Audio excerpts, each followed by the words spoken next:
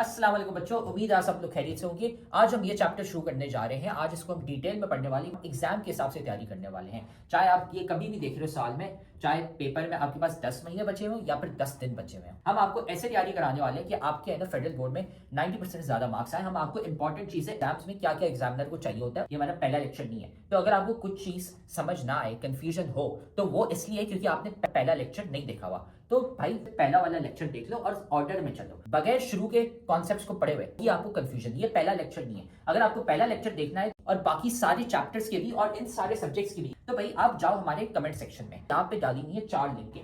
इसमें पूरी किताब की हमने प्लेलिस्ट डाली हुई है, इसको दबा दो, आपको है ना सारे लेक्चर्स मिल जाएंगे इस पूरे के पूरे सब्जेक्ट के। डाले हुए फ्री के नोट्स, यहाँ पे नोट्स कोई एमी नोट्स नहीं है। ये आप लिंक दबाओगे तो खुलते हैं आपके पास हमारे 300 बच्चे जो थे जिनके 90% ज्यादा मार्क्स आए थे, उनके हमने नोट्स कंपाइल करके आपके लिए डाले हुए ताकि आप भी है ना अपने एग्जाम की तैयारी कर सको। सारे के सारे नोट्स हमने डाले हुए इन 300 बच्चों के। तो भाई ये देखो यहाँ पे पड़ा हुआ है हमारा सब्सक्राइब का बटन, इसको सब्सक्राइब कर लो, ठीक है। बेल्स भी है ना यहाँ पे दबा दो, लाइक करो वीडियो को और साथ में जाके कमेंट करो अपना वीकेस्ट चैप्टर। भाई कौन सा चैप्टर है जो तुम्हें बहुत मुश्किल लगता है, बहुत वीक लगता है, हम क्या करेंगे उसका निकालेंगे one shot lecture. One shot lecture एक लंबा सा पूरे चैप्टर का लेक्चर होगा, उसमें हम आपको एग्जाम ओरिएंटेड तैयारी कराने वाले ताकि आपके है ना पेपर में 90% मार्क्स आ सके। तो जाके कमेंट करो कौन सा चैप्टर आपको बहुत मुश्किल लगता है। फिर ये याद रखना कि भाई हमारे लेक्चर्स, हमारे नोट्स, सारे गेस्ट पेपर्स काम के होते हैं। ये 300 बच्चे हैं जिनके है ना 90% ज्यादा मार्क्स आए थे। तो सारा मटेरियल कमेंट सेक्शन में सबसे पहला कमेंट है वहां पे पड़ा हुआ है। और अगर आप भी उन बच्चों की तरह 90% ज्यादा मार्क्स लाना चाहते हैं तो आप भी है ना हमारी बैच ज्वाइन कर सकते हैं, जिसमें हम आपको A to Z सारी तैयारी कराते हैं सारे सब्जेक्ट्स की, है ना। हमारी स्पेशल बैच नंबर 1 है, तो हमें इस व्हाट्सएप नंबर पे मैसेज कर लो। ये सारी चीजें हम आपको देते हैं और एग्जाम के हिसाब से तैयारी कराते हैं। अगर आप भी है ना 90% ज्यादा मार्क्स लाना चाहते हैं, अपने माँ बाप का नाम रोशन करना चाहते हैं। तो अब हम ये लेक्चर शुरू करते हैं। इस टॉपिक को आज डिटेल में हम पढ़ने वाले हैं। Scientists from all around the world team up to share ideas and make progress in their research. Some are studying similar things while others are having different knowledge that can help. Science एक collaborative field है।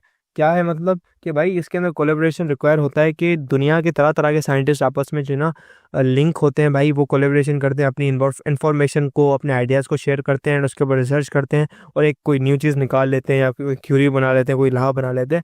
So science की आप थोड़ी सी knowledge आपके पास है, थोड़ी किसी और के पास है, वो दोनों कंबाइन करके एक न्यू नॉलेज बनाते नहीं है, निकल आती है वहाँ से और वो बहुत बड़ी हेल्पफुल होती है।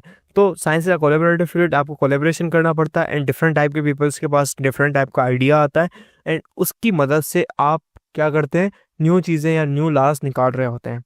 When researchers from different fields work together to create new scientific knowledge, it's called interdisciplinary research collaboration. Basically, जब different टाइप के जो है ना फील्ड के जो रिसर्चर होते हैं साथ में काम करते हैं किसी साइंटिफिक नॉलेज के ऊपर या किसी कोई भी एक सिस्टम है उसके ऊपर, तो भाई इसको कहते हैं इंटरडिसिप्लिनरी रिसर्च कोलैबोरेशन। आप उसके ऊपर वर्किंग कर रहे होते हैं। This is important because they can work on research and find solution and use what they learn to solve problem and discover new things. Basically discovery के लिए बहुत ज़्यादा इंपॉर्टेंट है और जो प्रॉब्लम इनको जो फेस कर रहे हैं ना, ये हल कर सकते हैं। बिकॉज बहुत सारे लोगों का अलग अलग दिमाग होता है और उनका जो अप्रोच होती है ना किसी चीज़ के ऊपर, किसी प्रॉब्लम के ऊपर उनकी अप्रोच क्या है या उनका पॉइंट ऑफ व्यू क्या है, डेट रियली मैटर्स। वो मैटर करता है वो किस तरीके से सोचते हैं, उनका ख्याल क्या है और उसकी वजह से वो जल्दी से जल्दी हल हो पाती हैं। For example cognitive science combines knowledge from neurology, psychology, anthropology and anthropology कहते हैं हम जो है ना इंसेक्ट्स का टाइप होता है, एंथ्रोपोलॉजी उसकी होती है। As I remember this linguistic, भाई आपके पास जो ज़बान भाषा हो गई उसकी, environmental engineering, pharmacology and statistics. Women studies combines that we know about gender, history, literature, biology, public health, combines information from medicine, sociology and psychology. Cognitive sciences होती हैं, वो कंबाइन करती है इतनी सारी चीज़ों को, साइकोलॉजी, इन्वायरमेंटल जो है and statistics, data in linguistic, भाई आपकी क्या भाषा है। विमेन स्टडीज़, आप विमेन की स्टडी करते हैं तो आप जेंडर को पढ़ते हैं। हिस्ट्री, भाई विमेन की हिस्ट्री क्या है और कैसे वो डेवलप हुई, ह्यूमन्स का कब क्या था, क्या ट्रेंड था, उनकी बायोलॉजी, उनका लिटरेचर, उनका क्या जो है बिहेवियर रहा था, निकलती थी नहीं निकलती थी उनकी, और वर्क करती थी साथ नहीं करती थी। तो डिफरेंट टाइप को आपको ह्यूमन को स्टडी करने के लिए ना, आप बायो को स्टडी कर रहे हो ह्यूमन को, तो ह्यूमन को स्टडी करने के लिए आपको हिस्ट्री को भी स्टडी करना पड़ता है। भाई पास्ट के अंदर ये कैसे बिहेव करते थे, पास्ट के अंदर इनका अप्रोच कैसे होती थी, वो फूड कहाँ से हासिल करते थे, तो आपको हिस्ट्री भी आना ज़रूरी होती है। दिस इज़ हाउ ये चीज़ें इंटीग्रेशन के अंदर है, कोलेबोरेशन के अंदर है। भाई ये लेक्चर तो तुम बहुत मजे से देख रहे हो, लेकिन तुम्हें पता है कि लेक्चर देखने से खाली 90% मार्क्स नहीं आ जाते। असल में भाई मार्क्स कैसे आते हैं, तो भाई ये लेक्चर देखने के बाद आपने नोट्स खुद के बनाने होते हैं और फिर साथ में आपने प्रैक्टिस भी करने होते हैं सवाल। भाई ये हमारा फेवरेट कोट है, 90% marks don't come from just hard work, they come from consistency, smart strategy and proper revision. भाई स्मार्ट तरीके से पढ़ो, स्मार्ट तरीका ये हमने आपको बताया हुआ है, तो साथ में हम आपको तरीका भी नहीं बता रहे, साथ में हम आपको दे रहे हैं भाई नोट्स। जाओ कमेंट सेक्शन में, नोट्स में से आपको मिल जाएंगे भाई उन बच्चों के नोट्स, 300 बच्चे थे जिनके 90% ज्यादा मार्क्स आए थे, उनके नोट्स वहां पे पड़े हुए, लेकिन साथ में उधर नीचे हमने आपको सवाल भी दिए हुए प्रैक्टिस के लिए। ये यहाँ पे पूरी गूगल शीट पड़ी हुई है भाई, यहाँ से जाके सवाल प्रैक्टिस करो।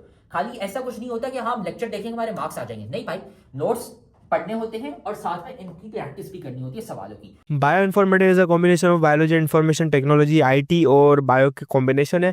ये कॉम्प्लेक्स बायोलॉजिकल डेटा को अंडरस्टैंड करता है and the new emerging careers of biology are bioinformaticians. भाई वो जो बंदा होता है जो बायो इन्फॉर्मेटिक्स का होगा उसको कहते हैं बायो इन्फॉर्मेटिशियन।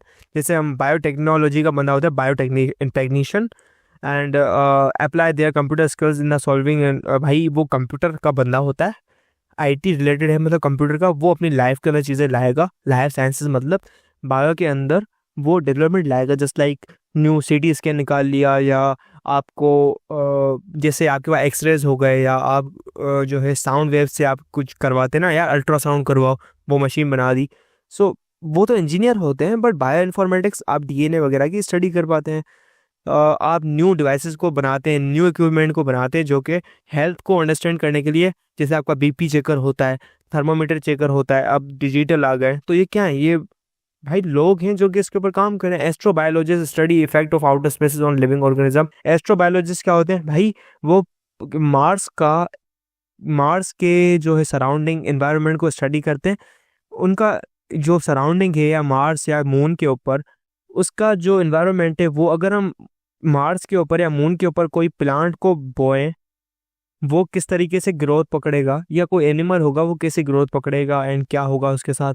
जैसे मून का बिहेवियर होता है ना, मून पर अभी चाइना ने एक मशीन भेजा था, लैंडिंग करवाई थी एक शटल वगैरह की, वहाँ पे उन्होंने प्लांट को बोया था एंड प्लांट ने वाकई में मून के ऊपर ग्रोथ पकड़ी थी। उन्होंने एक कंडीशन प्रोवाइड की थी, ग्रेविटी को मेंटेन करवाया, ये वो, तो वो 14 दिन तक जिंदा रहा। 14 दिन के बाद भाई, 14 दिन के बाद ना चांद पे अंधेरा हो जाता है। क्यों?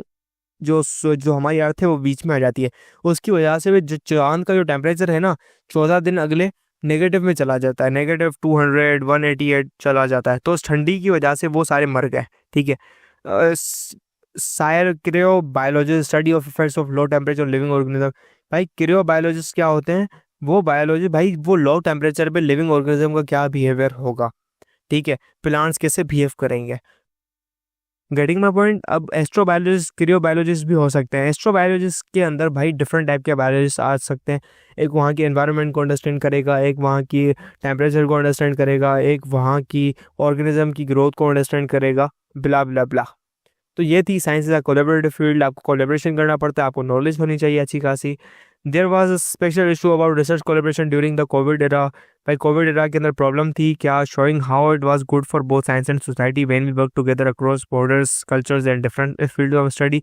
Our famous example of scientists working together is the International Space Station, where space agencies from Europe, the USA and Russia and Japan all team up. Basically Covid era के अंदर यूएस अलग कर रहा था आपके पास, यूके रिसर्च अलग कर रहा था, रशिया अलग कर रहा था आपके पास, चाइना अलग रिसर्च कर रहा था। तो ये स्टडीज़ मिल रही थी एंड आपके पास वैक्सीन की फॉर्मेशन होना शुरू हुई थी। हमारे पास इंटरनेशनल स्पेस स्टेशन होते हैं, वहाँ पे हम जो है अंडरस्टैंडिंग कर रहे होते हैं। कोई प्लेनेट आता है या कोई एस्ट्रॉयड आ जाता है अर्थ के ऊपर, गिर रहा होता है या कहीं दूर जा रहा होता है, तो ये इंटरनेशनल स्पेस स्टेशन भी आपस में लिंक होते हैं and they share their information and they collaborate. भाई स्पेशल सीक्रेट मिशन के अंदर नहीं होते, बट ये जो प्रॉब्लम्स आ रही होती हैं, गुजर रही होती हैं, फॉर सपोज अर्थ के ऊपर कोई या फॉर एग्जांपल आप कह लो चांद ग्रहण होने वाला है, सूरज ग्रहण होने वाला है, तो उसके ऊपर एक कोलेब्रेशन शो कर सकते हैं, बिकॉज ये एक जनरल थिंग है एंड ये यूनिवर्स के अंदर जनरली हो रहा है। हाँ, सीक्रेट मिशन होते हैं, मून पे लैंडिंग करनी है, मार्स पे लैंडिंग करनी है, वो खुद ही अकेले में काम करते हैं। छुप छुपा के, क्यों उनको अपना नाम बड़ा करना होता है। तो उम्मीद है अब आपको है ना ये टॉपिक समझ आ गया होगा। हमने सारे के सारे सब्जेक्ट्स और सारे के सारे चैप्टर्स के हमने नोट्स डाले हुए हैं, लेक्चर्स डाले हुए हैं। इधर कमेंट सेक्शन में चले जाओ, नोट्स पढ़े हुए हैं, लेक्चर्स पढ़े हुए हैं, गेस्ट पेपर भी हम आपको दे रहे हैं और इंपॉर्टेंट चीजें भी बता रहे हैं ताकि आपको है ना एग्जाम की डेट्स भी पता चल जाए और आपका एग्जाम मिस ना हो जाए।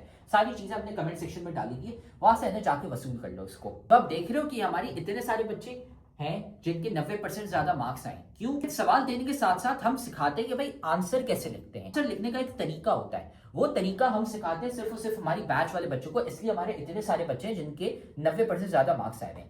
तो अगर आप भी हमारी बैच ज्वाइन करना चाहते हैं ताकि आपके भी 90% से ज्यादा मार्क्स आए, तो हमारी बैच के लिए इस व्हाट्सएप नंबर पे हमें मैसेज कर लो, आपको ये सारी चीजें मिल जाएंगी। हम आपको सिखाएंगे कि भाई आंसर कैसे लिखते हैं। टॉपर बच्चे जो 90% ज्यादा मार्क्स लाते हैं वो आंसर कैसे लिखते हैं ताकि एग्जामिनर मार्क्स काट ही ना सके, ताकि वो एग्जामिनर बोले भाई ये लो फुल मार्क्स। हमें इस व्हाट्सएप नंबर पे मैसेज कर लो और हम आपको ऐड कर लेंगे हमारी बैच में, और फिर आप भी है ना 90% से ज्यादा मार्क्स ला सकते हैं।